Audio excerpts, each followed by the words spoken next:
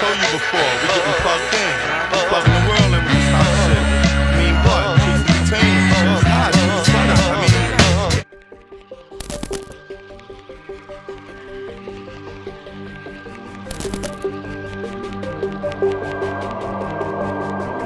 Barrera's future was once again bright.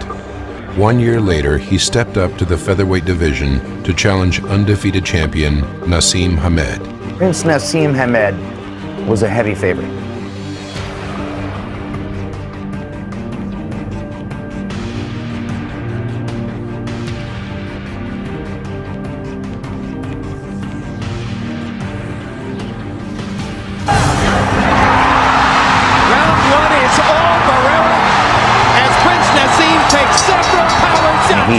He dismantled Prince Naseem Hamed round by round, took his career apart in front of all of us. Big left hand by Barrera inside, stuns Prince Naseem.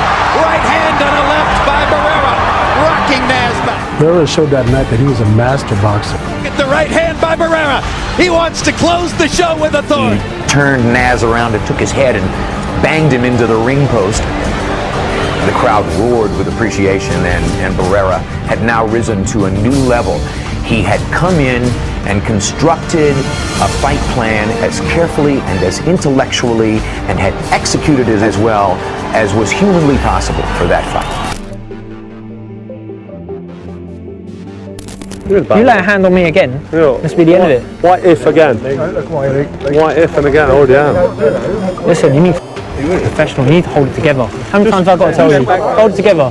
Rob, sort your boy out. The success is coming, but Froch digging in those more of those body shots. And he stays with it, but catches another left hand. Digs in deep, sucks it up, and gets it. Wow! Right hand has destroyed Groves. It's waved off already. Charlie Fish saw enough. Shot. You will not see a more explosive finish than that.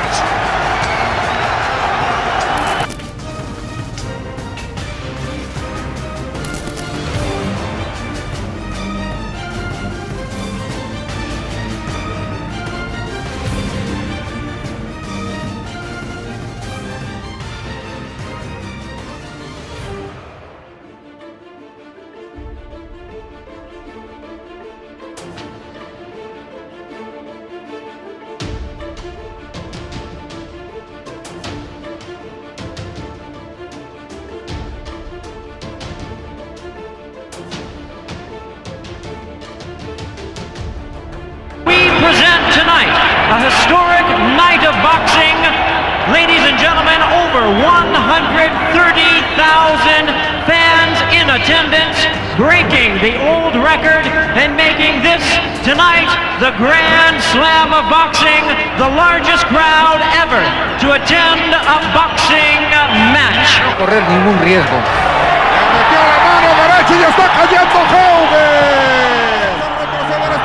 De espaldas a la propia esquina de Julio César Chávez y esto se acabó. Tyson and Spinks are expected to generate close to $70 million. After taxes and expenses, $40 million will be the remaining gross to be divided between the Tyson and Spinks camps, and then the fight and closed-circuit promoters. Here's where that $40 million comes from. The site, Trump Casino in Atlantic City. The bill to Donald Trump, $11 million, a record by far. Revenues from closed-circuit, pay-per-view, and foreign sales. After expenses, somewhere in the neighborhood of $25 million. Diet Pepsi, as part of a huge deal with Tyson, was happy to pay $1.25 million to have its name and logo synonymous with Tyson Spinks. And the delayed television rights to broadcast the fight will add another $3 million to the existing pot. It's not hard to see that an event such as this is among the biggest of big businesses, and here's how that $40 million will be divided. According to his management, the Tyson camp should receive an estimated $22 million, maybe even more, because he's the champion. The Spinks camp is getting the challenger's guaranteed share of $13.5 million. Don King will receive $3 million, out of which he's responsible for expenses. And depending on how big the theatrical revenues are, closed-circuit promoter Shelley Finkel can make upwards of $1.5 million. All of the money makes Tyson versus Spinks richer even than the most expensive piece of art. Doing damage. Michael Spinks has to keep moving because every shot. Uppercut landed inside and Spinks went down. Never been down in a professional fight. And he's down again and in serious trouble. A right hand right on the chin.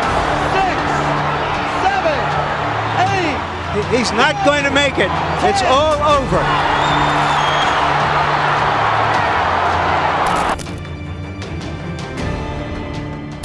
Cus D'Amato, who was Floyd Patterson's trainer-manager, he knew that Floyd Patterson probably didn't have a chance in hell of beating Sonny Liston. They didn't want me to fight him either because there was a good chance of him winning the fight. And I guess if he should win the fight, he would represent the black race.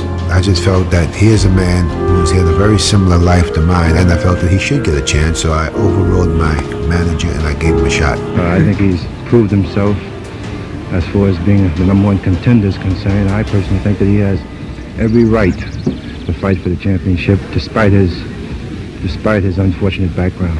Cus D'Amato had no choice. He had to make the fight. So they fought September 25th, 1962 in Chicago. And then smacks an offhand to the side of the head of Patterson, and Patterson's in trouble, and the left hook smacks him down. 4, 5, 6, 7, 8, 9, 10. He is out. If the public would let bygones be bygones, that I would be a good champ.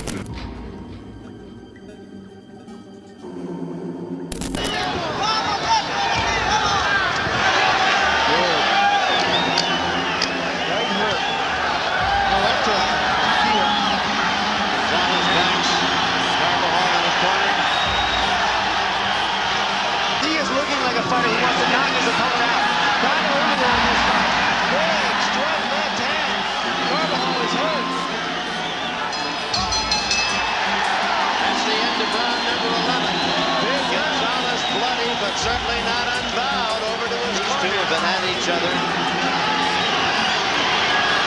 in the last 3 or 4 rounds toe-to-toe.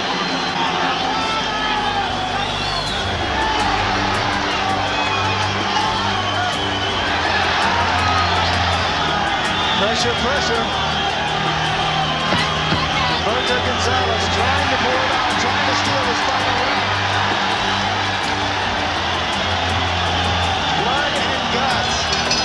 There's the bell, and it's over. Both men around the...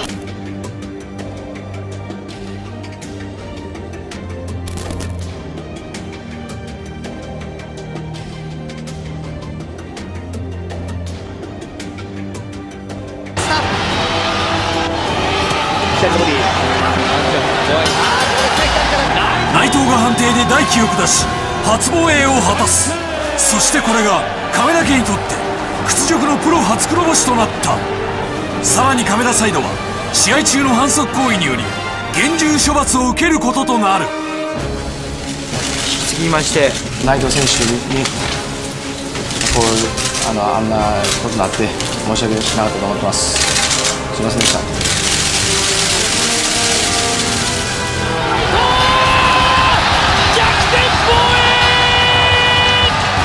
応援してくれる人のためにやってるんだよね。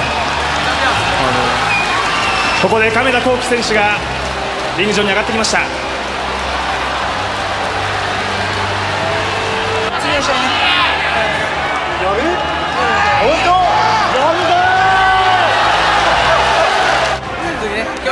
内藤と光輝初のツーショット。これでビッグマッチ実現への期待が一気に高まった。内藤大輔という選手はな、避けて通れん道やからな。やっぱり大輝がやられてるから、気持ちがな、違うよ。いや、敵討ちでしょ、やるとしたら、完全に。それでいいし、そうやってこいよと思うし、俺はもう兄弟2人とも切るぞと。面白くない？お客さん喜ぶことしたいね。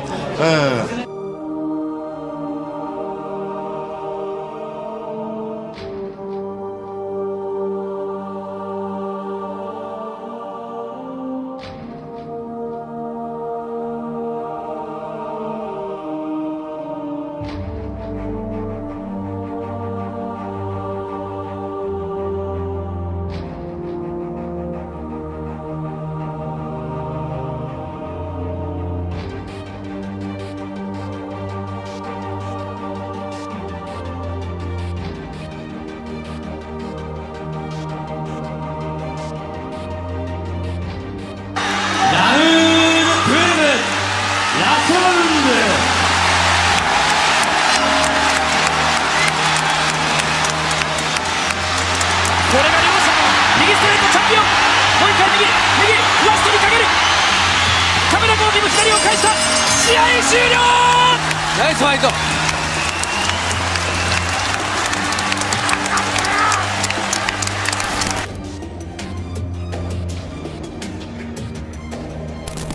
It's now July 1st, just 3 days until Jeffries and Johnson enter the ring. Unbelievably, you are looking at a 226-pound Jim Jeffries. Jeff has done what many experts had predicted was virtually impossible. He has recaptured his fighting form and shed over 110 pounds in the process. Jeff rises and gets hit with a smashing left hook, which sends him out of the ring. Jeff's chief second, with the help of a fan, lifts him to his feet. Johnson rushes Jeffries across the ring, where he floors Jeff with a paralyzing right to the head. Rickard steps between the two fighters as Sam Berger, in dark vest and hat, rushes in and stops the fight to save Jeffries from further punishment. This startling conclusion puts an end to the most dramatic heavyweight championship fight in the last 75 years. James J. Jeffries suffers the first and only defeat of his entire professional career. De La Hoya signed to unify the titles with Felix Trinidad.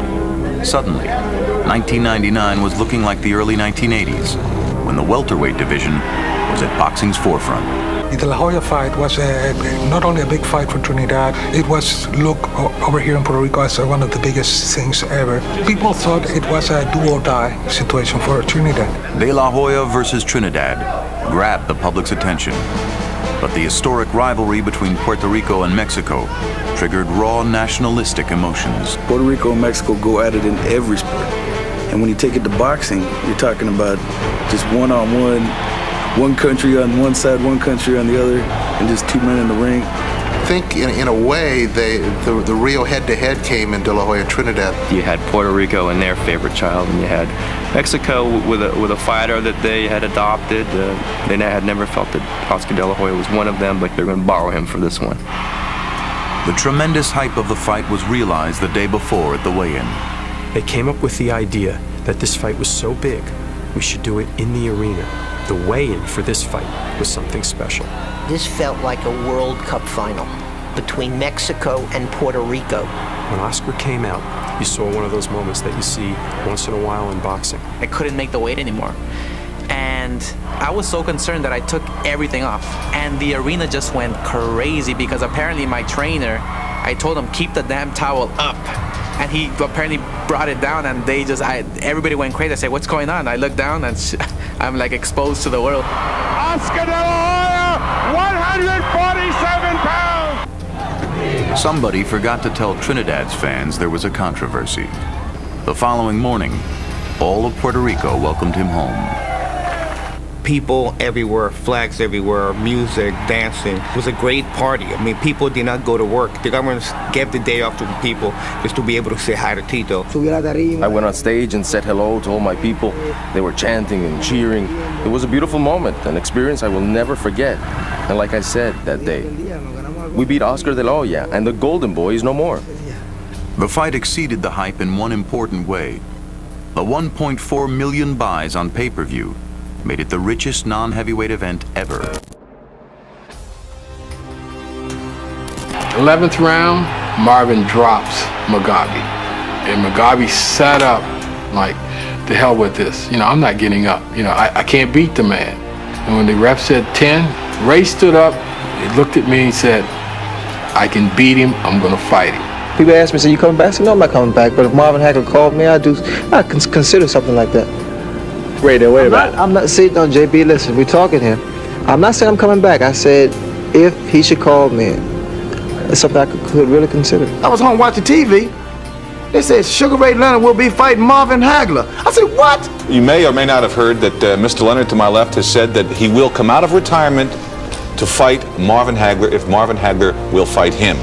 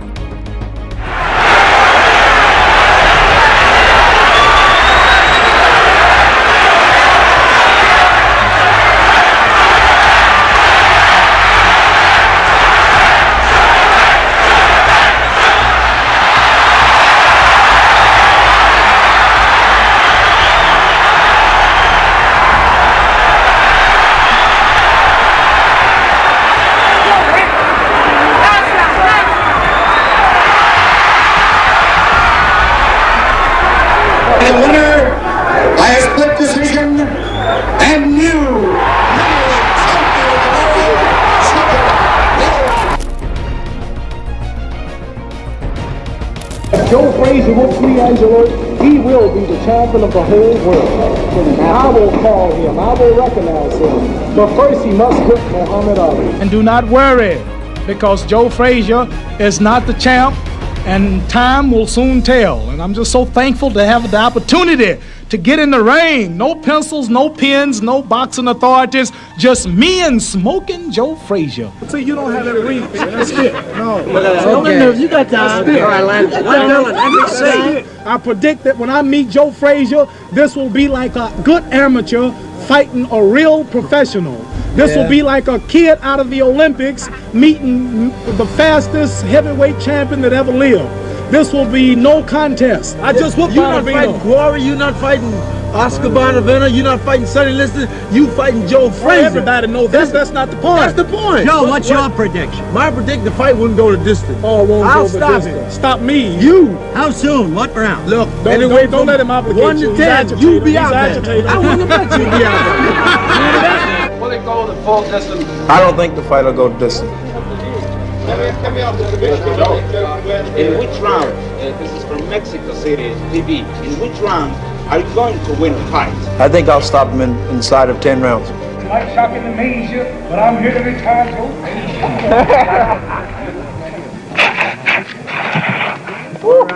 Joe Burt Lancaster, how you doing, Burt?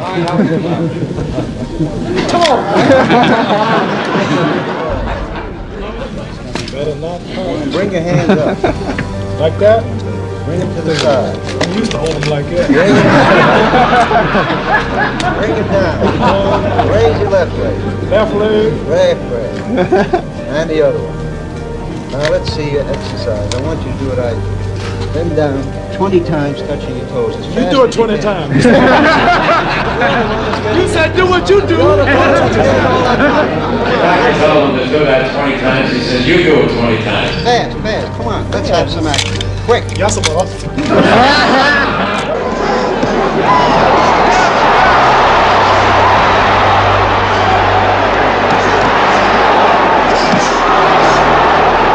He may have been told to move more. He's up on his toes for the first time tonight, but he was tagged. Muhammad Ali dancing around for the first time. Good 1-2 and a jab. Now Frazier is mimicking Ali. He's just smiling at him.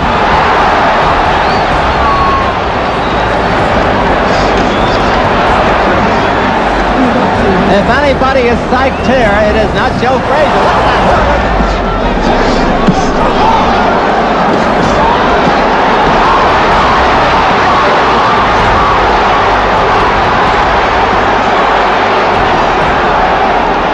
Frazier was hurt. Hurt Joe. What do you hurt? What do you hurt? That's the best round. That's the best round for Ali, wouldn't you say? Yeah.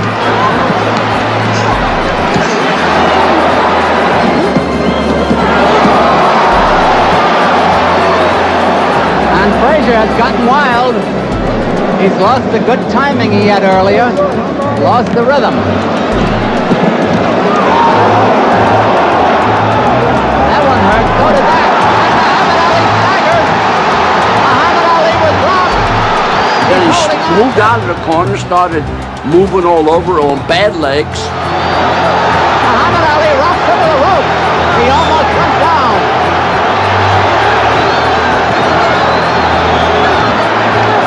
Seconds.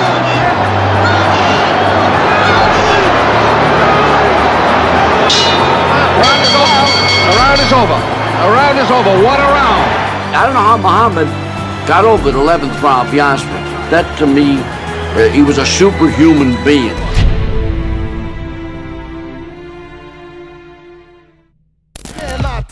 Top kick, no other than my man Slick Nick is on the mix. 25 lashes, 35 licks as I fold